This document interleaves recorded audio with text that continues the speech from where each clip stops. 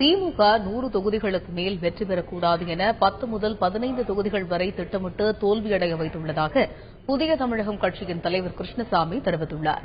சென்னையில் அவர் செய்தியாளர்களிடம் பேசியதை தற்பொழுது பார்க்கலாம். மேலாக திராவிட முன்னேற்றக் கழகம் வராமல் பார்த்துக் கொள்ளும்படியாக வந்த உத்தரவுகளின் விளைவாகத்தான் ஏறக்குறைய 15 20 தொகுதிக்கு மேலாக திட்டமிட்டு வேறு விதமாக அறிவிக்கப்பட்டிருக்கிறது.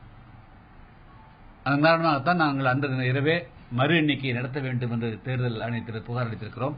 அதேபோல இந்த கவர்னரி என்ற கிராமத்தில் மீண்டும் மறு வாக்குப்பதிவே செய்ய வேண்டும் என்றும் கொடுத்திருக்கிறோம்.